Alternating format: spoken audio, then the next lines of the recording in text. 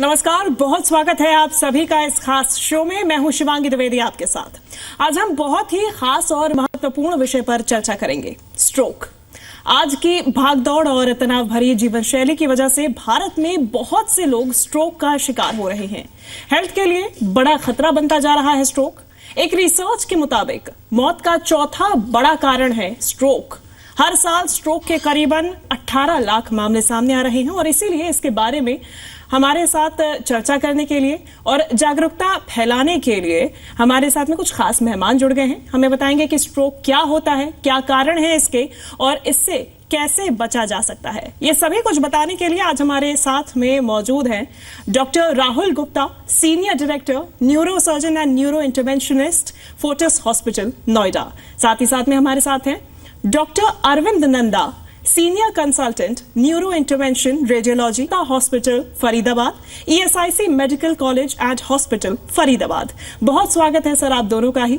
और सबसे पहले शुरुआत करेंगे, हमारे दर्शकों को बताएंगे कि स्ट्रोक क्या होता है। ये बेसिक क्वेश्चन लेकिन सबसे महत्वपूर्ण। स्ट्रोक एक टेक्निकल टर्म है जो कि हमारे ब्रेन के अंदर जो इवेंट हो रहा है, वैस्कुलर इवेंट, जिसमें ब्लड वेसल्स के साथ कुछ गड़बड़ हो रही है, उसको ये डिनोट करता है। अगर नस फट जाती है तो वो हेमरेजिक स्ट्रोक होता है, पर ज्यादा इंपॉर्टेंट है इश्केमिक स्ट्रोक, जिसमें कि वो ब्लड वेसल ब्लॉक हो जाती है। ब्लड वेसल जब ब्लॉक हो जाती है तो उसके आगे के हिस्से में जो ब्रेन का हिस्सा है उसमें ब्लड की सप्लाई बंद हो जाती है, ऑक्सीजन नहीं जा पाती, तो उसकी वजह से वो एरिया डेड होना शुरू हो जाता है। तो ये एक्यूट इश्केमिक स्ट्रोक जो है वो अचानक होता है और उसमें ब्लड सप्लाई बंद होने की वजह से उस ब्रेन के हिस्से को डैमेज होता है, जिससे सिम्टम्स आते हैं और इसी को एक्यूट इश्केमिक स्ट्रोक कहा जाता है। और अगर इसे हम जानना चाहें डॉक्टर अरविंद, इसके वार्निंग साइंस क्या होते हैं? अगर हमें स्ट्रोक आ रहा है या किसी भी व्यक्ति को, आम चलते फिरते व्यक्ति को स्ट्रोक आ रहा है, उसके वार्निंग साइंस क्या देखने को मिलेंगे? देखिए शिवांगी जी, स्ट्रोक कोई भी बीमारी आप देखें तो बिना वार्निंग साइन के आती नहीं है। तो जैसे स्ट्रोक में हमने इसको डिनोट कर रखा है, जैसे बी फास्ट, इंग्लिश के अल्फाबेट है BEFAST। हर शब्द का एक मतलब है। जैसे बी का मतलब है बैलेंस। अगर आपको लगता है कि आप अचानक आपको असंतुलन हो रहा है या आपको असमय लग रहा है या आप ठीक से खड़े नहीं हो पा रहे हैं, अचानक से चक्कर आ रहे हैं, इसके लिए आपको समझ होनी चाहिए।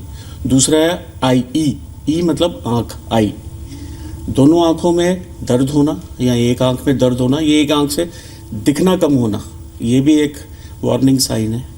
तीसरा है एफ मतलब फेस।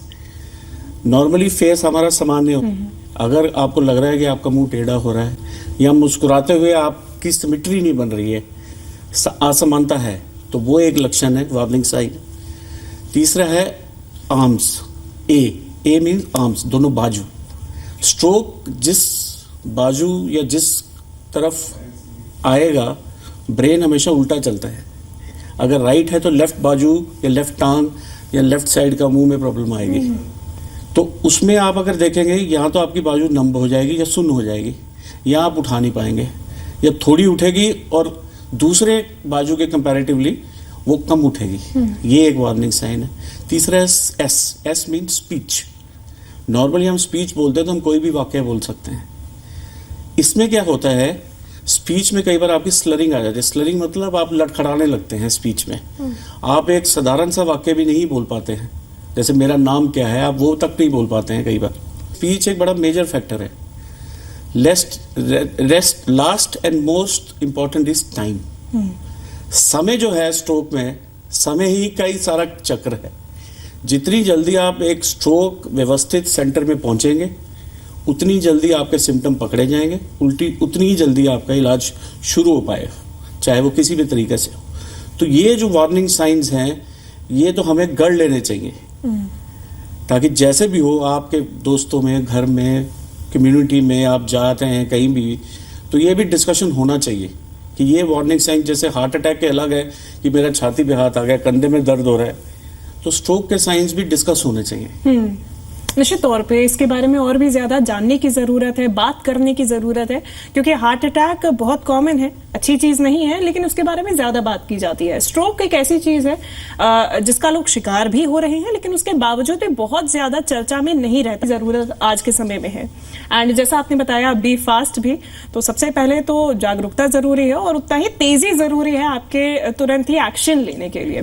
डॉक्टर राहुल, अगर हम बात करें कि स्ट्रोक में डायग्नोसिस कैसे होता है, किस तरीके से होता है, इसके क्या तरीके हैं और कैसे आसानी से जल्दी, क्योंकि अगर स्ट्रोक आता है तो उसका डायग्नोसिस उतना ही जल्दी जरूरी है, तो कैसे ये हो सकता है? तो जैसा कि डॉक्टर अरविंद ने बताया कि हमें अपने घर पे व वर्क प्लेस पे स्ट्रोक को आइडेंटिफाई करना बहुत जरूरी है, जिसके लिए हमें बी फास्ट को याद रखना है, यानी कि बैलेंस के बारे में याद रखना है, विजन के सिम्टम्स के बारे में याद रखना है, एक साइड हाथ या पैर के पैरालिसिस होने का ध्यान रखना है, फेस के टेढ़ा होने का ध्यान रखना है और स्पीच एबनॉर्मलिटी का ध्यान रखना है। अगर ऐसी कोई भी चीज अचानक होती है और कोई हेडेक नहीं है तो इसका मतलब वो स्ट्रोक हो सकता है, इस्केमिक स्ट्रोक हो सकता है। तो उस केस में हमारे को जल्द से जल्द उस हॉस्पिटल में पहुंचना है जहां पर कि स्ट्रोक के मैनेजमेंट की सारी व्यवस्था है, जैसे कि वहां पर न्यूरोलॉजिस्ट अवेलेबल, न्यूरोसर्जन अवेलेबल है, न्यूरो इंटरवेंशनिस्ट अवेलेबल है, सीटी स्कैन और एमआरआई और न्यूरो कैथ लैब की फैसिलिटी अवेलेबल है, ताकि इसका डायग्नोसिस बनाया जाए। इसका डायग्नोसिस बनाने के लिए ये तो सिम्टम्स हो गए, सिम्टम्स एंड साइंस, और दूसरा हो गया इन्वेस्टिगेशन। सीटी स्कैन सबसे पहला और प्रिलिमिनरी इन्वेस्टिगेशन है जो कि स्ट्रोक के लिए किया जाता है। उसका मेन कारण है ये देखने के लिए कि इस्केमिक स्ट्रोक हुआ है या नहीं हुआ, क्योंकि अगर सिम्टम्स के बेस पे हमने स्ट्रोक का डायग्नोसिस बना लिया है तो सीटी स्कैन इसलिए जरूरी है, हमें कि रूल आउट करना है कि कहीं पर वहां ब्रेन हेमरेज तो नहीं है, अगर वहां पर कोई ब्लड क्लॉट तो नहीं है, क्योंकि अगर ब्रेन हेमरेज है तो उसका ट्रीटमेंट बिल्कुल डिफरेंट है, अगर इस्केमिक स्ट्रोक है तो उसका ट्रीटमेंट बिल्कुल डिफरेंट है। और उसके बाद फिर और इन्वेस्टिगेशंस हैं, जैसे कि एंजियोग्राफी, उसकी भी जरूरत पड़ती है। एक चीज वार्निंग साइन की और है जो कि मैं आपको हाईलाइट करना चाहता हूं, उसे कहते हैं TIA, यानी ट्रांजिएंट इस्केमिक अटैक। अगर किसी को अचानक राइट या लेफ्ट साइड में वीकनेस दिखाई देने में प्रॉब्लम होती है, स्पीच एबनॉर्मलिटी होती है जो कि 15-20 मिनट आधे घंटे में ठीक हो जाती है, तो इसको ट्रांजिएंट मतलब कुछ टाइम के लिए, इस्केमिक मतलब कि खून का दौरा रुका है, और अटैक मतलब कि कोई इवेंट हुआ है। तो कभी आपको TIA की शिकायत है जिसमें कि जैसे हार्ट के लिए कहते हैं एंजाइना है, एंजाइना मतलब कि हार्ट अटैक का छोटा फॉर्म जो कि अपने आप ठीक हो जाता है, तो ऐसे ही अगर आपको TIA है तो ये भी एक वार्निंग साइन है कि आपको अपने आप को इन्वेस्टिगेट कराना चाहिए इससे पहले कि एक फुल ब्लोन स्ट्रोक से आप ग्रसित हो। निश्चित रूप से, यानी कि एक वार्निंग साइन, एक पहले से ही आगाह करने के लिए आपका ब्रेन भी आपको वार्न करेगा, आपको समय भी देगा कि आप उस चीज को जानें, उसको आइडेंटिफाई करें और फिर उसके लिए एक्शन लें। इस्केमिक स्ट्रोक की बात की है डॉक्टर अरविंद, तो अक्यूट इस्केमिक स्ट्रोक होता क्या है वाकई में, अगर इसे हम समझना चाहें? बेसिक स्ट्रोक से क्या ये कुछ अलग होता है या फिर इसी का ये टर्मिनोलॉजी है जिसकी हम बात कर रहे हैं यहाँ पे? इसकी एक टर्मिनोलॉजी इज ऑफ दो तरह से हो सकता है, जैसे डॉक्टर राहुल अभी एक्सप्लेन किया है। यहाँ तो इस्केमिक होगा कि एक आर्टरी या नस में ब्लॉकेज आ गई, तो उस वजह से ब्रेन का वो हिस्सा काम करना बंद कर रहा है जो इफेक्ट आपके शरीर को करेगा, उससे रिलेटेड जो भी है। दूसरा, यहाँ तो ब्रेन में ब्लीडिंग हो गई है। ब्रेन में ब्लीडिंग दो तरह से होती है, यहाँ तो ब्रेन के अंदर ब्लीडिंग हो या ब्रेन की स्पेसिस होती है जिनको हम CSF स्पेसिस बोलते हैं, सब आर्कनॉइड हेमरेज, उनमें ब्लीडिंग हो। वो वाली ब्लीडिंग जनरली ब्रेन में बलून फटने से होती है, ब्रेन की नस में जो किसी पेशेंट में रहता है वो फटता है। उसके कई कारण हो सकते हैं, सडनली BP बढ़ गया, कुछ हो गया, बाथरूम गए, वॉशरूम गए, प्रेशर कम हुए, कई चीज़ें होती हैं। तो एक वो है, एक ब्लड प्रेशर हाई होने की वजह से ब्रेन में भी ब्लीडिंग हो सकती है जो हम पेरेंट हेमेटोमा बोलते हैं, बेसल गैंग्लिया जो ब्लीड होता है जिसकी वजह से भी लकवा आ सकता है। तो ये सब करने के लिए as doctor Rahul has told कि हमें पहले CT स्कैन करना चाहिए, बेसिक इन्वेस्टिगेशन। CT में अगर हेमरेज ब्लीडिंग नहीं है तो हम स्ट्रोक को आगे बढ़ सकते हैं। कई बार हमें CT पे भी दिख जाता है कि ब्रेन के एक नस में क्लॉट होता है, वो एज ए रेडियोलॉजिस्ट आप पिकअप कर लेते हो, या जो आदमी स्ट्रोक एंडोवैस्कुलर के लिए ट्रेंड है वो पिकअप कर लेता है कि इतना बड़ा क्लॉट मिडल सेरिब्रल आर्टरी में कई बार CT पे दिख जाता है सफ़ेद रंग का, तो आपको समझ में आ जाती है कि इस तरफ क्लॉट है, असल ऑपोजिट साइड आया है। दूसरा, जैसे आपने पूछा अभी कि हम इसमें क्या और कर सकते हैं, जैसे डॉक्टर राहुल ने बताया हम CT करें, MR करें, CT एंजियोग्राफी करें। ये बेहतर वहीं हो सकता है जहां ये सब एक छत के नीचे अवेलेबल हो। अगर आप ये सोचें कि सीटी कहीं और कराएं, अल्ट्रासाउंड के लिए कहीं और भाग रहे हैं, एमआर के लिए कहीं और भाग रहे हैं, तब तक तो स्ट्रोक का आप टाइम ही निकाल देंगे, क्योंकि जो स्ट्रोक की विंडो पीरियड है वो बहुत क्रूशियल है। आईवी के लिए अगर देनी है तो 4.5 घंटे, पहले 3.5 थी, अब 4.5 हो गई है। एंडोवैस्कुलर जो हम लोग करते हैं वो 6 घंटे थी, अब वो बढ़ के 24 घंटे हो गई है। तो हमारे पास 18 घंटे बढ़ गए हैं स्ट्रोक के इलाज के लिए, बट उसके लिए भी हमें सीटी परफ्यूजन स्टडी करनी पड़ेगी ताकि वायबल टिश्यू है या नहीं है। अगर वायबल टिश्यू है 24 घंटे में भी, तो भी हम अटेम्प्ट करके पेशेंट की जान को बचा सकते हैं। तो ये जो डिसीजंस हैं ये उसी हॉस्पिटल में बेटर हो सकते हैं जहां पे सब कुछ एक साथ अवेलेबल हो, doctors plus equipment plus staff, सबसे इंपॉर्टेंट स्टाफ। बिल्कुल, क्योंकि अगर आपके पास इतना कम ड्यूरेशन है, इतना कम टाइम पीरियड है, तो उस टाइम पीरियड में तुरंत एक्ट करने के लिए, एक्शन लेने के लिए वो स्टाफ कितना प्रिपेयर्ड है, नहीं है, वो भी उतना ही जरूरी हो जाता है। डॉक्टर, अगर हम राहुल सर इसमें बात करें कि आप इसमें लाइफस्टाइल में क्या बदलाव ला सकते हैं अपने स्ट्रोक को प्रिवेंट करने के लिए? जब हम स्ट्रोक की बात कर रहे हैं तो स्ट्रोक बेसिकली एक लाइफस्टाइल डिजीज है। आपको बताया, एक तो हेमरेजिक स्ट्रोक हो जिसमें ब्लड प्रेशर बढ़ने की वजह से नस फट सकती है। दूसरा, जब हमारा ब्लड प्रेशर ज्यादा रहता है या फ्लक्चुएशंस होती है तो हमारे शरीर की सारी ब्लड वेसल्स खराब हो जाती हैं, दे बिकम डैमेज्ड। हमारी ब्लड वेसल जो होती है वो चौड़ी भी हो सकती है, पतली भी हो सकती है, depending on the blood pressure. पर अगर ब्लड प्रेशर की फ्लक्चुएशन है, ब्लड प्रेशर हाई रहता है, तो उसकी जो दीवार है वो खराब हो जाती है, उसकी इलास्टिसिटी खराब हो जाती है, तो वो बहुत रिजिड हो जाती है। तो उस केस में अगर ब्लड प्रेशर ऊपर नीचे हो रहा है तो उसको बर्दाश्त नहीं कर पाती, and there is a chances of either obstruction और रप्चर। तो इवन जो इस्केमिक स्ट्रोक है वो भी ब्लड प्रेशर ज्यादा रहने वाले मरीजों में ज्यादा होता है। तो लाइफस्टाइल का ब्लड प्रेशर एक बहुत इंपॉर्टेंट अंग है, क्योंकि स्ट्रेस से ब्लड प्रेशर बढ़ता है, एक्सरसाइज ना करने से ब्लड प्रेशर बढ़ता है, नींद ना पूरी होने से हमारे को स्ट्रेस बढ़ता है, उससे ब्लड प्रेशर बढ़ता है, टू मच ऑफ अल्कोहल या सिगरेट कंजम्पशन से, टोबैको कंजम्पशन से हमारा ब्लड प्रेशर बढ़ता है। उसके अलावा टोबैको खासकर हमारी ब्लड वेसल्स को खराब, एडिशन टू ब्लड प्रेशर। सो जो सबसे डेंजरस चीज है वो पॉल्यूशन के अलावा हमारा स्मोकिंग भी है, तो टोबैको से दूर रहना बहुत जरूरी है। अगर हम रेगुलर एक्सरसाइज करते हैं तो हमारे बॉडी के अंदर बहुत सारी ऐसे कोलेटरल वेसल्स होती हैं जो कि बंद होती हैं, जो कि जरूरत पड़ने पे ही खुलती हैं। तो अगर हम एक्सरसाइज करते हैं तो वो ब्लड वेसल्स खुल जाती हैं और हमारे पास ऑल्टरनेटिव सर्कुलेशन भी आ जाता है। तो उस केस में ये होता है कि अगर कभी स्ट्रोक आया और अगर हमारी एक वेसल बंद हुई तो बाकी वेसल्स खुली हुई हैं, उससे ब्लड सप्लाई आती रहती है, तो हमारे को उतने सिम्टम्स नहीं आते और डेफिसिट्स नहीं होते, और ऐसे पेशेंट्स को ट्रीट करना ज्यादा आसान होता है।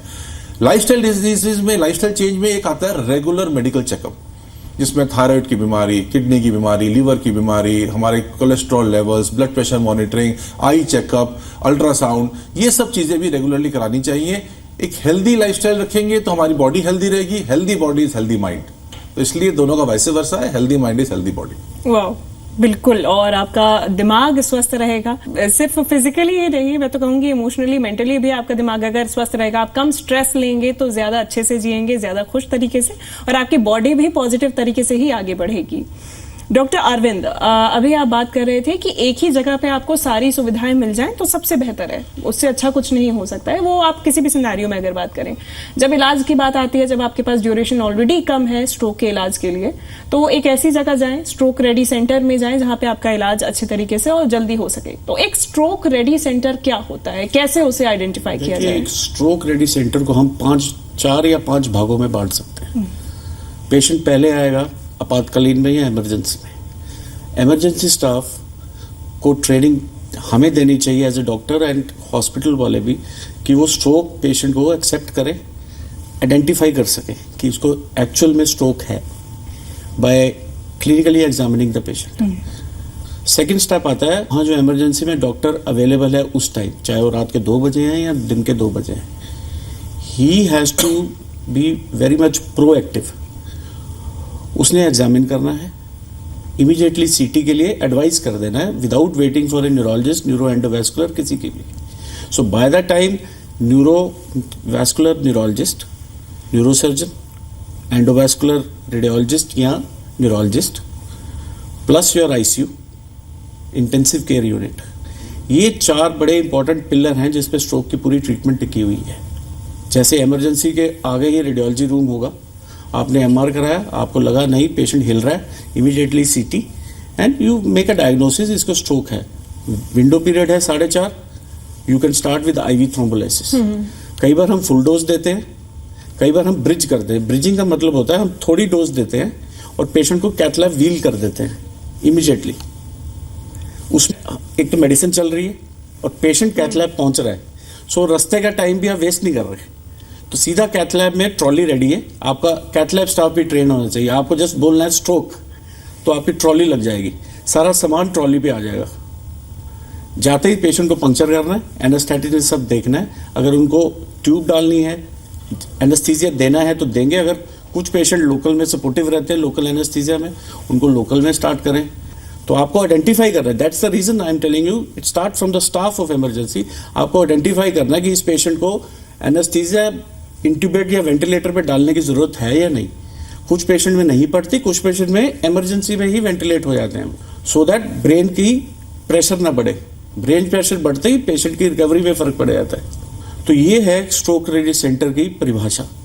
इतना सब चाहिए एक स्ट्रोक रेडी सेंटर में होना चाहिए, क्योंकि आपका एनेस्थेटिक्स भी इंपॉर्टेंट है, क्रिटिकल केयर आईसीयू है, पोस्ट प्रोसीजर पेशेंट की पोस्ट प्रोसीजर केयर कैसे करनी है, इन्फेक्शन से बचाना है, ब्रेन का प्रेशर ना बढ़े वो सब मैनेज करना है, ब्लड प्रेशर कंट्रोल करना है।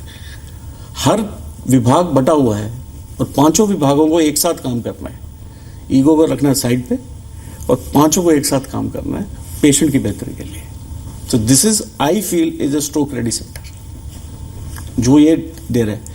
आप हर पेशेंट को नहीं बचा सकते, पर आप अगर 70% भी बचा पा रहे हैं, I think you have one the better. बिल्कुल। और अगर हम बात करें स्ट्रोक रेडी सेंटर की, ये टेक्निकलिटीज तो आपने बताई ही हैं, लेकिन एक सीधी सामान्य भाषा में अगर हम बात करें तो आपके पास में जरूरी जितनी भी टेक्निकलिटीज हैं, जितनी भी चीजें, वो तो उपलब्ध होनी ही चाहिए। लेकिन आप ये मान के चलिए कि एग्जाम एकदम से अगर आपके सामने आ गया तो आप फिर तैयारी करने नहीं जाएंगे, आप तुरंत ही एग्जाम लिखने बैठ जाएंगे, समय क्योंकि बेहद कम है, इसमें फर्रा नहीं चलेगा। बिल्कुल। डॉक्टर राहुल, ऐसे में स्ट्रोक की अगर हम बात करें, स्ट्रोक से लाइफस्टाइल पर, इंसान की जीवन शैली पर कितना प्रभाव पड़ जाता है, लाइफस्टाइल में क्या बदलाव देखे जाते हैं? हम बात करें जब स्ट्रोक की, तो स्ट्रोक छोटा स्ट्रोक भी हो सकता है, बड़ा स्ट्रोक भी हो सकता है। वो डिपेंड करता है कि किस लेवल की आर्टरी में ब्लॉकेज हुई है। अगर हमारे ब्रेन के बड़े हिस्से को सप्लाई करने वाली आर्टरी में अगर ब्लॉकेज होती है तो बड़ा एरिया डैमेज होता है और उसका जो परिणाम होता है वो भी काफी खराब होता है। एक राइट हैंडेड आदमी में लेफ्ट साइड का ब्रेन डोमिनेंट होता है। अगर लेफ्ट साइड के ब्रेन में डैमेज हुआ है तो स्पीच की problem, memory problem, right side की वीकनेस और ज्यादा दिक्कतें होती हैं। अगर राइट साइड में है तो भी दिक्कतें काफी होती हैं, पर कुछ चीजें उनकी रिकवरी फास्टर होती है। अगर छोटा हिस्सा डैमेज हुआ है और वो हमारे ब्रेन में इतना इंपॉर्टेंट नहीं है हमारे शरीर को कंट्रोल करने के लिए, तो मरीज जल्दी ठीक हो जाते हैं। अपने नॉर्मल रूटीन में आने में 15-20 दिन, महीना लगता है और उसके बाद उन्हें दवाइयां लेनी पड़ती ताकि कोई बड़ा स्ट्रोक ना हो। पर जब बड़ी वेसल्स, जैसे गले के अंदर जो हमारी वेसल्स हैं जो ब्रेन को सप्लाई करती हैं, या ब्रेन के अंदर जो बड़ी वेसल्स है जिसका भी नाम डॉक्टर अरविंद ने लिया, मिडिल सेरेब्रल आर्टरी, अगर वो ब्लॉक हो जाती है तो एक बड़ा हिस्सा डैमेज होता है। और बड़ा हिस्सा जब डैमेज होता है तो उससे बहुत ज्यादा दिक्कतें आती हैं और ब्रेन का प्रेशर भी बढ़ता है। अगर ब्रेन का प्रेशर बढ़ता है तो कई बार हमारे को हड्डी हटाने वाला ऑपरेशन करना पड़ता है उस प्रेशर को रिलीज करने के लिए, जो कि 15-20 दिन में अपने आप सेटल हो जाता है। लेकिन कई पेशेंट ऐसे कोमा में भी रह सकते हैं, डिपेंडेंट हो सकते हैं अपने केयर गिवर पे, वेंटिलेटर पे लंबे टाइम तक रह सकते हैं, सांस के लिए गले में सांस का रास्ता बनाना पड़ जाता है। तो उनकी लाइफ और उनके परिवार वालों की, दोनों की लाइफ जो है वो बिल्कुल खराब हो जाती है, अपने नॉर्मल पाथ से 1 सेकेंड के अंदर हट जाती है। तो जो लाइफस्टाइल है, अगर एक बड़ा स्ट्रोक हो रहा है तो वो कहना तो नहीं चाहिए, पर वो जिंदगी मौत से बदतर होती है, मरीज के लिए भी और उसके परिजनों के लिए भी।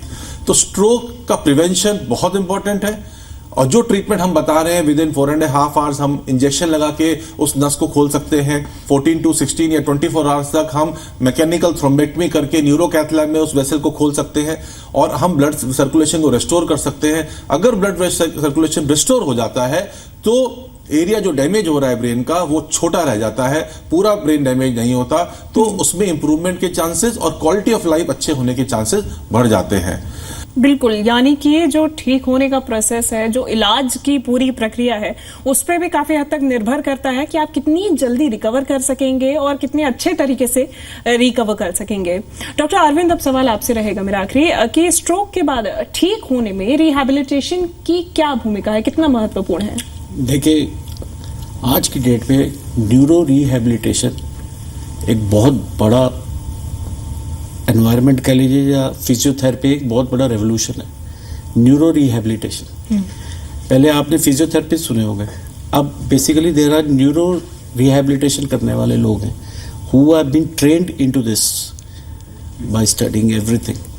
सो जो पेशेंट, यहाँ तो पेशेंट वेंटिलेटर पे है, जैसे डॉक्टर राहुल ने बोला कि उसको खुद कुछ नहीं कर पा रहा। कुछ पेशेंट ऐसे होते हैं they have recovered but not fully. उन पेशेंट्स में neuro rehabilitation plays a very important role, चाहे वो आपकी स्पीच थेरेपी हो, चाहे वो लिम्ब फिजिकल फिजियोथेरेपी हो, मेंटल हो, आपके पूरा आपको नॉर्मल करने के लिए there are many things now. तो वो एक बहुत इंपॉर्टेंट चैप्टर है। बट हम दोनों का एक ही चीज़ माननी है कि इतने सब तक पहुंचने से पहले आप अपने आप को संभलें, स्ट्रोक को समझें, उसको बिल्कुल लाइट मत लें। जैसे आप हार्ट अटैक को बिल्कुल लाइट नहीं लेते, स्ट्रोक की अवेयरनेस हमें फैलानी चाहिए, स्ट्रोक की अवेयरनेस होनी चाहिए, स्ट्रोक पे डिस्कशन होनी चाहिए। कॉस्ट एक फैक्टर मैं मानता हूँ आज की डेट में हमारी कंट्री में है, बट बहुत से पेशेंट ऐसे हैं जहाँ गवर्नमेंट की स्कीम्स हैं वो कवर हो जाते हैं। तो अगर हम अपने देश में जो इतनी बड़ी पॉपुलेशन है स्ट्रोक की अवेयरनेस फैला सकें और हम कुछ कर सकें सोसाइटी में, जो हमने लिया है वो दे सकें, तो I think stroke is the thing we should be all be working on it. बिल्कुल, ये बहुत सही और अच्छी बात आपने बोली कि हार्ट अटैक को जितनी गंभीरता से लिया जाता है उतना ही जरूरी है कि आप स्ट्रोक को, जिसको आप साधारण भाषा में ब्रेन अटैक भी कह सकते हैं, डॉक्टर राहुल भी जिस चीज का जिक्र कर रहे थे, तो ब्रेन अटैक भी उतना ही आप इसको मान के चलिए कि उतना ही गंभीर है, उतना ही विकराल हो सकता है, और इसे सही समय पे ट्रीट नहीं किया गया, इसका इलाज नहीं किया गया तो आपके लिए बेहद ही नुकसानदायक हो। डॉक्टर अरविंद, डॉक्टर राहुल, आप दोनों का बहुत शुक्रिया हमारे साथ इस खास पेशकश में जुड़ने के लिए, हमारे साथ इस चर्चा में जुड़ने के लिए। स्ट्रोक के बारे में कई अहम जानकारियां आपने हमारे दर्शकों को दी हैं। स्ट्रोक एक गंभीर समस्या है जिसके प्रति जागरूकता जरूरी है। अच्छे खान पान, बेहतर जीवन शैली और सही समय पर स्ट्रोक की पहचान से आप इसे मात दे सकते हैं। इस खास पेशकश में फिलहाल इतना ही। शुक्रिया।